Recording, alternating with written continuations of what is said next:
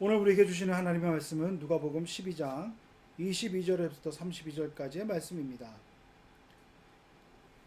화면에 보이는 개역개정의 말씀을 보시면서 제가 읽어드리는 메시지 성경의 말씀과 함께 비교해 보면서 말씀의 뜻들을 더욱더 깊이 생각해 보는 시간이 되었으면 좋겠습니다. 메시지 성경으로 읽어드리겠습니다.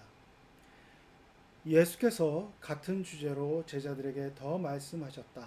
너희는 식사 때 식탁에 무엇이 오르고 옷장에 있는 옷들이 유행에 맞는지 안다라며 설치지 마라.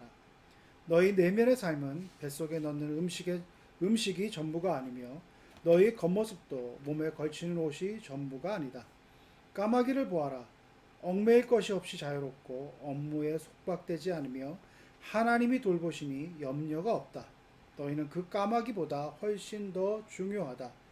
거울 앞에서 설친다고 해서 키가 1cm라도 커진 사람이 있더냐? 그래봐야 소용없는 일인데 왜 야단 법석을 떠느냐? 들판에 나가 들꽃을 보아라. 들꽃은 외모 때문에 안달복달하는 법이 없지만 너희는 여태 그런 색깔이나 디자인을 본 적이 있느냐? 이 나라의 남녀 베스트드레서 10명이라도 그 꽃 옆에 서면 초라해 보인다. 아무도 보아주지 않는 들꽃에도 그토록 정성을 들이시는데 하물며 하나님께서 너희를 돌보시고 자랑스러워하시며 너희를 위해 최선을 다하시지 않겠느냐. 나는 지금 너희로 여유를 갖게 하려는 것이며 손에 넣는데 온통 정신을 빼앗기지 않게 해서 베푸시는 하나님께 반응하도록 하려는 것이다.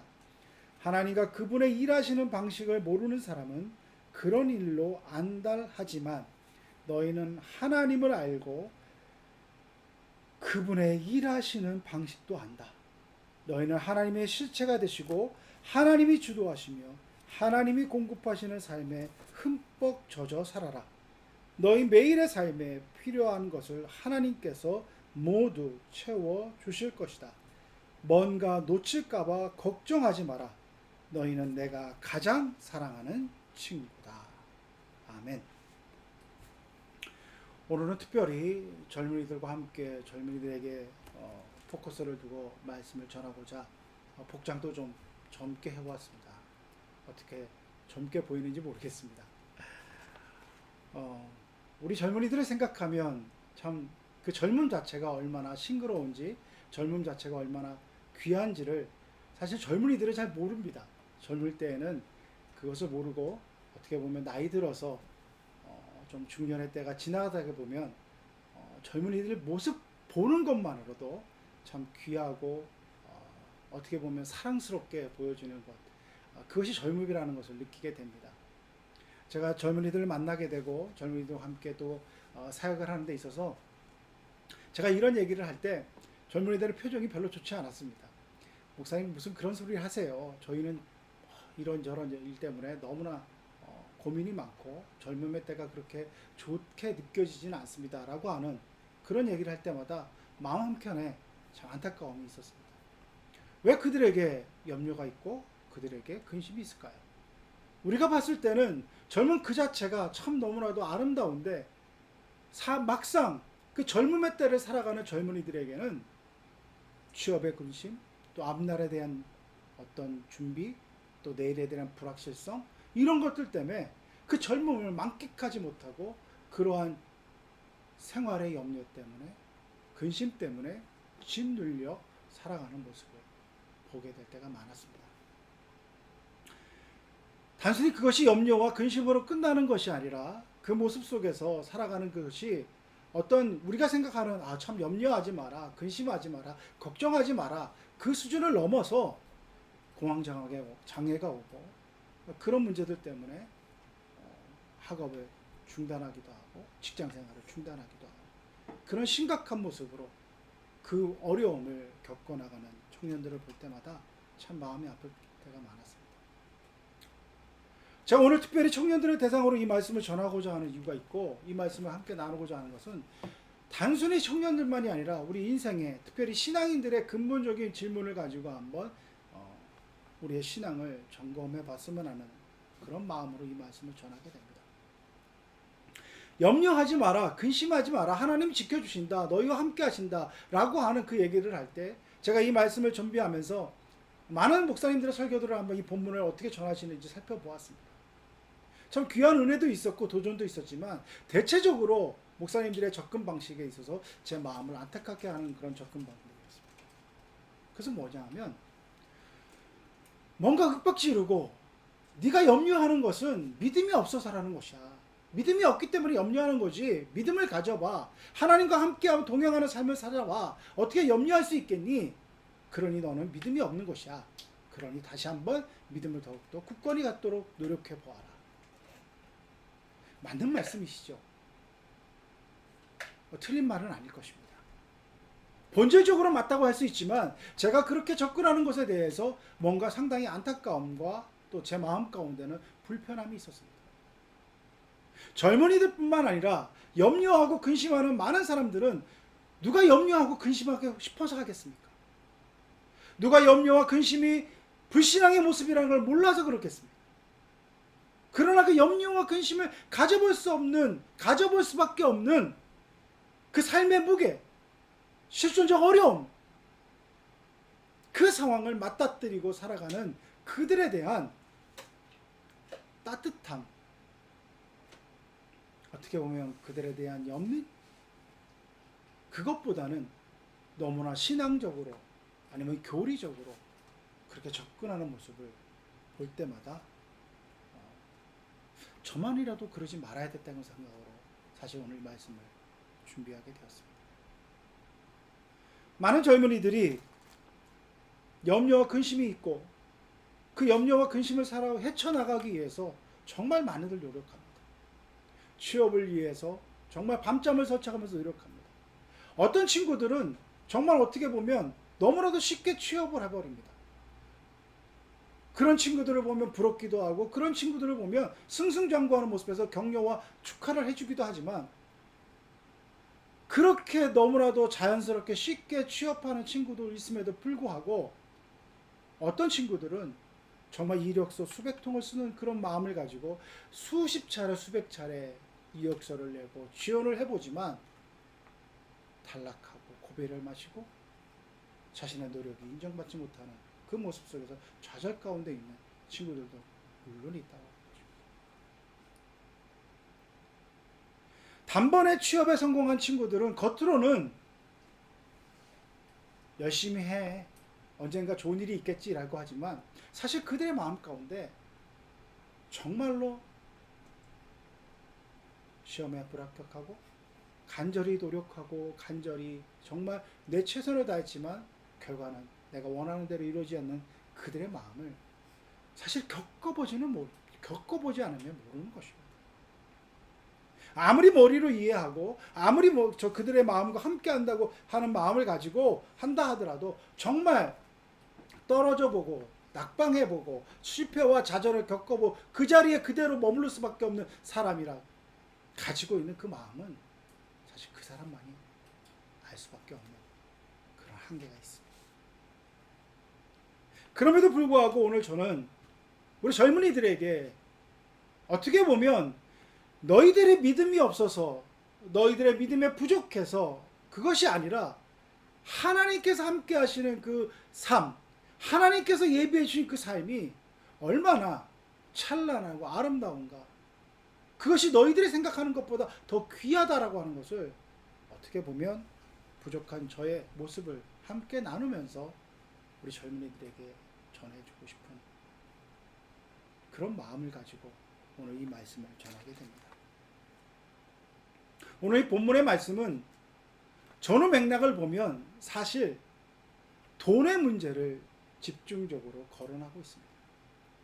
염려하고 근심하는 것, 아들이 그 재산을 가지고 해결하는 문제, 유산을 받아서 하는 문제, 또 그 이후에 이 이후의 말씀은 너희 재물을 팔아서 어떻게 쓸 것인가 하는 것들을 분명하게 말하고 있습니다. 현대 자본주의를 살아가는 오늘의 현실 속에서 많은 염려와 근심이 사실은 물질하고 연관되어져 있습니다. 아니라고 얘기한다고 하고 그것이 다 아니라고 하지만 사실 따지고 들어가 보면 먹고 사는 문제에 직결될 수밖에 없고 돈의 문제로 어떻게 보면 본질적인 것은 그것은 아니냐라고 하는 것을 우리가 인정할 수밖에 없는 상황들이 펼쳐지게 됩니다. 겉으로는 그럴싸한 명분을 얘기합니다. 겉으로는 그럴싸하게 자신이 가지고 있는 것들이 뭔가 대단한 것처럼 얘기합니다. 그러나 한 커플 두 커플 벗겨보면 그 마음 가운데는 물질에 대한 욕망, 더 많은 것을 차지하고자 하는 것, 내 것을 놓치고 싶지 않은 그 마음이 도사리고 있어서 그것을 그렇게 다양한 모습으로 포장하는 그 모습을 보게 됩니다. 그래서 많은 사람들이 뭔가 얘기할 때 다 먹고 살자고 하는 일 아니겠어요? 라고 하는 식으로 그 먹고 사는 문제라고 하는 것을 가지고 모든 것을 퉁치고 넘어가려고 하고 그것이 별거 아닌 것처럼 넘어가려고 하는 그 모습 속에서, 아니면 또 다른 모습으로 먹고 사는 모습이라고 하는 그 모습을 가지고 삶의 어떻게 보면 처절한 현실을 얘기하는 그런 양가적인 모습을 가지고 얘기할 때가 참 많이 있습니다. 주님은 오늘 본문의 말씀을 보면 결코 그 먹고 사는 문제의 어려움을 가볍게 여기지 않으셨습니다. 주님이 살던 시대나 오늘을 살아가는 우리나 그 먹고 사는 문제는 우리 모든 인생에게 가장 큰 문제로 다가올 때가 있다고 하는 것입니다. 아니, 다가올 때가 있는 것이 아니라 매일 그렇게 살아갑니다. 무엇을 먹을까? 무엇을 마실까? 무엇을 입을까? 의식주의 문제는 우리가 죽는 날까지 어떻게 보면 따라가는 문제입니다. 그래서 그 먹고 사는 문제를 해결하기 위해서 열심히 노력해서 어떤 사람들은 그 먹고 사는 문제를 내 능력으로 이 정도면 해결해 볼 수 있겠다라고 해서 많은 물질을 갖게 되고 그 물질 속에서 뭔가의 방어망을 치고 안전망을 치었다고 생각하고 그렇게 살아갑니다. 그러나 여러분 잘 아시지 않습니까? 먹고 사는 문제가 해결된 듯한 그 순간에 오늘 주님이 말씀하신 것처럼 어느 한순간 내 생명을 취해가는 그런 일을 겪게 되면 어떻겠습니까? 어느 한순간 내 모든 것을 다 보호하고 지킬 수 있는 것을 내가 이루었다고 하는 순간에 내 생명을 앗아가신다. 내 모든 것을 가져가신다. 우리가 먹고 사는 문제에 침잠하고 그것을 바라보는 가운데서 열심히 애쓰고 노력하는 그 속에서 우리가 놓치지 말아야 될 것을 한번 생각해 봐야 되겠다고 하는 것입니다. 저는 제가 오늘 제 삶을 나누고자 하는 이유가 여기에 있습니다. 많은 분들이 뭔가 간증을 하고 뭔가 자신의 삶을 나누게 되면 이룬 이후에 그것을 얘기할 때가 참 많이 있습니다. 내가 이렇게 어려웠습니다. 내가 이렇게 아픔을 겪었습니다. 내가 이런 많은 문제들이 있었습니다. 그런데 하나님께서 나에게 이런 은혜를 주셔서 그것을 극복하고 지금은 이렇게 남들이 부러워할 만한 위치에 있습니다. 남들이 부러워할 만한 성공을 이루었습니다. 남들이 부러워할 만한 것을 이루었기에 여러분 앞에 떳떳이 간증하고 말씀드릴 수 있습니다. 라고 얘기하는 경우들이 태반입니다.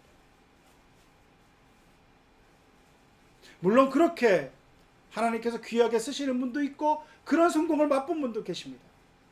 그러나 저는 오늘 저의 연약한 모습을 여러분과 함께 나누고자 합니다.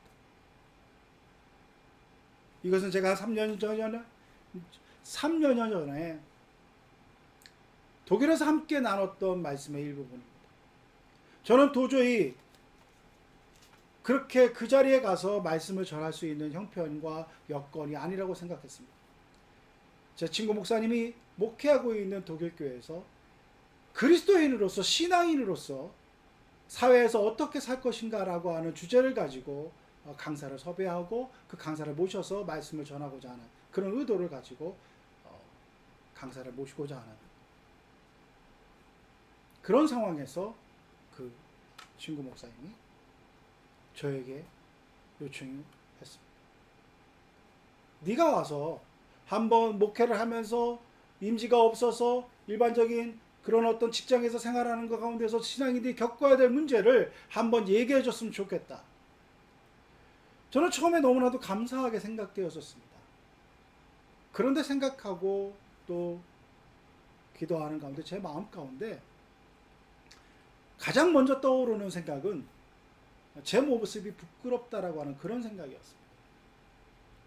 왜냐하면 제 마음 가운데도 하나님 이런 여건 속에서 이런 환란 속에서 나를 뭔가 남 앞에 내세울 수 있는 모습으로 세워주시옵소서라고 하는 그 마음을 가지고 있었고, 내가 목회를 다시 할 수 있는 그런 길을 열어주시옵소서라고 하는 것, 그 간절함을 가지고 그렇게 기도하는 중이었어요. 근데 이루어진 것은 아무것도 없었습니다. 그런 내 모습을 있는 그대로 그들에게 보여준다고 하는 것은 어떻게 보면 내가 기존에 생각했던 것, 정말 일반적인 어떤 그런 논리의 어떤 과정 속에서 일반적으로 알고 있는 것처럼, 내가 이렇게 어렵게 힘든 상황 속에서 참고 견뎠더니 하나님께서 이렇게 번듯한 목회자를 주셨습니다. 그것을 목회할 수 있는 여건으로 인도하셨습니다. 그렇게 된다면 뭔가 떳떳하게 갈 수 있을 텐데, 지금 나의 모습은 그렇지 않잖아요. 여전히 직장에서 일을 하고 뭔가 변하지 없는 그 모습이 부끄러웠습니다. 그리고 또 한편으로는 이러한 모습이 그 친구 목사의 목회에 부담이 될 거라는 생각을 가졌습니다. 일반적인 성도들은 뭔가 대단한 것을 이루고 뭔가 성공한 목회자를 보기를 원하지, 나처럼 아무것도 아닌 그런 사람을 그렇게 청빙해서 사경에 막 그렇게 말씀을 전한다고 하는 것, 제가 담임 목사로서 한다면 많은 위험부담이 있을 거라는 생각을 가졌습니다. 그래서 그 친구의 장문에 편지를 썼습니다. 내가 이러이러한 모습으로 이러이러한 생각 때문에 너에게 좀 부담도 될 수 있을 것 같고, 또 내가 가는 것이 내 마음에 이런 마음을 가지고 있기 때문에 참 어렵겠다라고 하는 장문에 그런 메일을 보냈습니다. 그리고 나서 그 친구도 한 일주일, 2주, 한 2주 정도 답장이 없었습니다. 제 마음의 생각에는 그 친구도 고민을 받아들이는구나, 그렇게 생각했습니다. 나중에 알고 보니까 그 친구도 물론 고민을 했고 기도하는 가운데 있었지만, 사실은 몸이 안 좋고 하는 그런 상황 속에도 있었지만, 핵심적인 것은 그 친구도 저의 이러한 얘기를 듣고 기도하는 가운데서 자기 또한 제가 얘기했던 것을 수용할 수밖에 없는 그런 생각들을 많이 가질 수밖에 없었습니다. 그런데 그가 기도하며 결정을 내려서 저를 불렀다고 하는 것을 얘기하면서 저에게 와서 말씀을 전하고 하는 그런 요청을 했습니다. 두렵고 떨리는 마음으로 감사함으로 가서 말씀을 전했습니다. 제가 있는 모습 그대로를 보여주었습니다. 부족하지만, 지금 아무것도 이룬 것 없지만, 그 현장에서 하나님의 말씀을 의지하며 하루하루 살아가고 있고, 하루하루를 어떻게 보면 견뎌내고 있는 연약한 한 신앙인의 모습을 그들과 함께 나누었습니다. 근데 놀라운 것은 제가 말씀을 전한 것이 아니라 하나님께서 그들의 마음을 열어주시고 하나님께서 그들과 함께 해주셨기 때문에 정말로 놀라운 은혜가 있었습니다. 제 자신에게도 은혜가 있었을 뿐만 아니라 그와 함께하는 성도님들도 큰 은혜 가운데 거할 수 있도록 하나님께서 은혜를 베풀어 주셨습니다. 그들의 하는 말이 그랬습니다. 사실 독일에 그들이 불러서 세웠던 많은 목사님들은 한국에서 내놓으라는 목사님들입니다. 그들이 많은 비용을 지불해서 왕복 항공료를 지불하고 거기에 숙박비를 지불하고 많은 금액을 지불할 만큼 그들이 생각하기에는 한국에 내놓으라는 목사님이 사실 지금까지 와서 말씀을 전했고, 그렇게 흘러왔던 부흥회였고 수련회였는데, 이름도 모르고 정말 아무것도 아닌 그 목사가 와서 전하는 이 보잘것없는 얘기가 그들에게는 어떤 면에서는 더 진정성 있게 들렸다. 또 다른 면에서의 복음의 능력을 맛볼 수 있었다라고 하는 것을 나눌 수 있게 되었습니다. 그들의 그 고백은 단순히 고백으로 끝난 것이 아니라, 제가 오늘 이 청년들에게 해주고 싶은 이 용기를 얻은, 어떻게 보면 발판이 되었습니다. 그리고 지금까지 말씀을 전하고 말씀을 붙잡고 살아가는 데 있어서 큰 힘이 되었습니다. 누구나 아는 얘기입니다. 누구나 염려하지 말고 근심하지 말아야 될 걸 압니다. 그러나 하루하루 살아가는 데 있어서 그 염려할 수밖에 없는 상황, 근심할 수밖에 없는 상황이 매일매일 반복되어지게 되고 매일매일 그 삶에 짓눌려 살아가는 그 현실 속에서 많은 사람들이 성공하게 되고 위로가게 되고 말씀의 복음의 응답, 기도의 응답이라고 얘기하는 그 상황 속에서 나만 뒤처져가는 그 상황, 현실을 하루하루 목도하고 그 상황 속에 살아간다면 여러분 어떻겠습니까? 지치지 않겠습니까? 낙심과 좌절이 더욱더 몰려오지 않겠습니까? 그러나 저는 오늘 여러분에게 제 자신의 부족한 모습을 보여드리면서 그것이 나에게 하루하루 힘들게 다가오지만 그래도 그 속에서 말씀을 붙잡고 하나님만을 의지하는 인생이 하루하루를 살아가는, 하루하루를 견뎌내는 모습을 나누고자 하는 것입니다. 당일을 얘기하고 우리 젊은이들에게 왜 믿음이 없느냐, 왜 그렇게 살아가느냐가 하는 얘기가 아니라 나도 그렇게 어렵습니다. 나도 그렇게 힘겹습니다. 그러나 주의 말씀만이 나를 붙잡아 주었습니다. 주의 말씀만이 나를 이 자리에 서게 해 주었습니다. 주의 말씀만이 나를 넘어지지 않게 해 주었습니다. 넘어졌다 하더라도 다시 이렇게 해줬습니다. 그것을 여러분과 함께 나누었으면 하는 것입니다. 빌립보 4장 6절에서 7절까지의 말씀은 이렇게 얘기하고 있습니다. 아무것도 염려하지 말고 다만 모든 일에 기도와 간구로 너희 구할 것을 감사함으로 하나님께 아뢰라. 그리하면 모든 지각에 뛰어난 하나님의 평강이 그리스도 예수 안에서 너희의 마음과 생각을 지키시리라. 이렇게 말씀하고 있습니다. 아무것도 염려하지 말고 기도하라 했을 때 너희가 원하는 것을 준다고 하는 얘기가 아니라 우리의 모든 형편을 아시는 그 하나님이 그리스도 예수 안에서 마음의 평강을 우리에게 주신다라고 하는 것입니다. 여러분의 삶의 자리가 변화되어지고 여러분의 삶의 그 모습이 여러분이 원하는 대로 이루어가는 것, 그것은 하나님의 은혜 가운데 이루어질 수 있습니다. 그러나 그 모든 것의 전제가 무엇이냐면 너의 마음과 생각이 지켜져서 하나님을 바라보는, 그때 그것이 이루어질 때 의미가 있는 것이지, 내가 원하는 것, 목표하는 것, 목적하는 것, 그것만 이루어진다고 하는 것은 하나님의 뜻이 아닌 것입니다. 우리가 염려 가운데 기도해야 될 것은 너희 마음을 하나님께서 허락하시는 그리스도의 평강, 우리의 마음을 아시는 하나님이 주시는 그 예수 그리스도만이 주시는 평강이 우리의 마음 가운데 임해야만이 우리의 삶은 진정 의미 있는 삶이 될 수 있습니다. 제가 오늘 이 설교의 제목을 생활인에서 신앙인으로라고 하는 제목으로 정했습니다. 왜 생활인입니까? 먹고 사는 문제, 의식주의 문제, 그것은 누구나가 겪게 되는 어려움이고 누구나가 닥쳐지는 당면 문제입니다. 우리 하나님은 그것을 결코 가볍다고 말씀하시지 않습니다.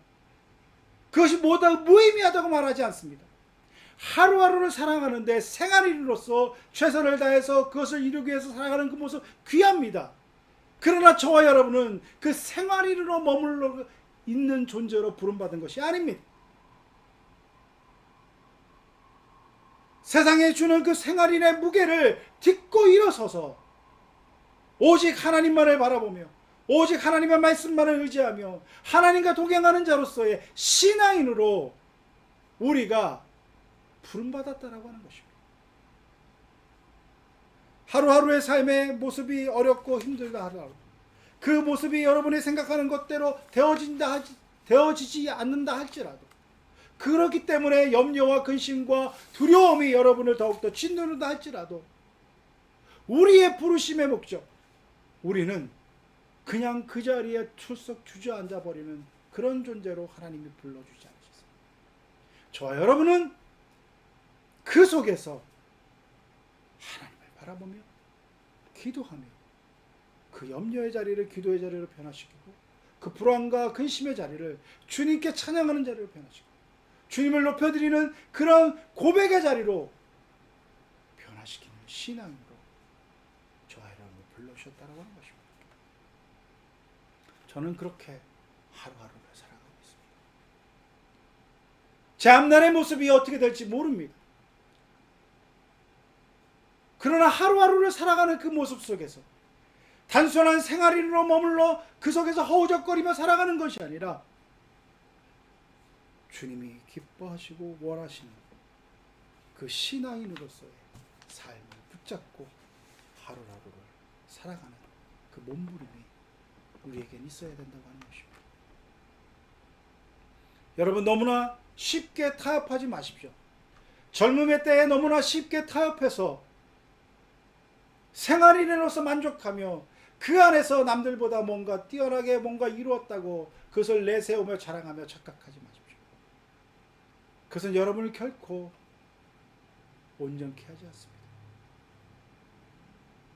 그 생활인의 자리를 뛰어넘는 그것이 결코 어렵고 힘들고 우리에게 많은 어떻게 보면 대가를 지불해야 될 그런 자리로 우리를 부른다 할지라도 우리는 신앙인으로서 담대하게 그 길을 선택했을 때 하나님은 우리를 책임져 주시고 인도해 주십니다.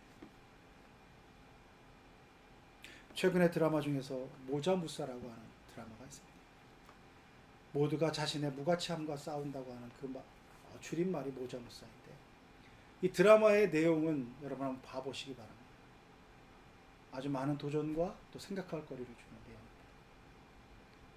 자세한 드라마의 내용을 얘기하고 싶지가 않고 제가 오늘 이 드라마의 제목만으로 여러분에게 한번 질문을 던지고자 합니다.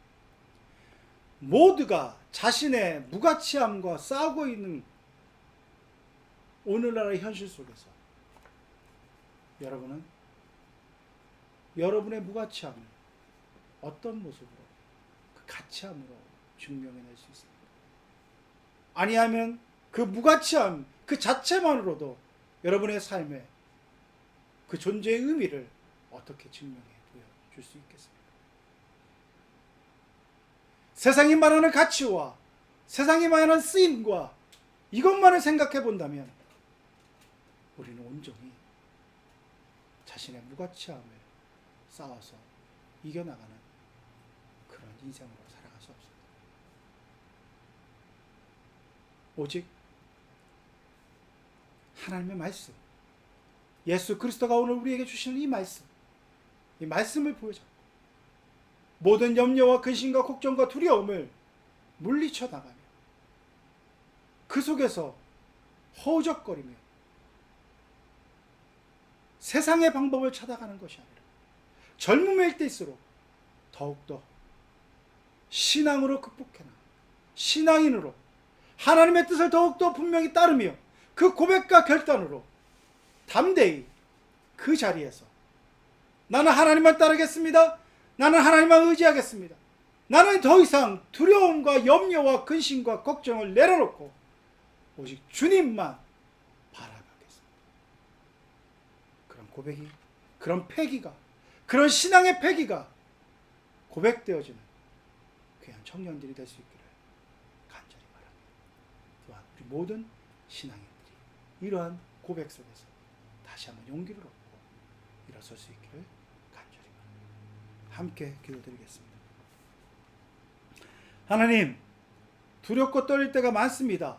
염려가 있고 근심이 될 때가 많습니다. 그러나 오늘 다시 한번 이 염려와 근심과 두려움에 메어져 있는 것이 아니라 우리 주님이 말씀하신 것처럼 모든 염려를 주께 맡겨드리고 그 염려 가운데 기도하며 염려 가운데 주님을 바라보며 염려 가운데 찬양함으로 말미암아 그 모든 것들을 회복시키시며 그 모든 것들을 온전케 하시는 그 주님의 놀라운 뜻들을 우리의 삶 가운데 이뤄갈 수 있도록 하나님 우리를 사용하여 주시고 인도하여 주옵소서. 예수 그리스도의 이름으로 기도드리옵나이다. 아멘.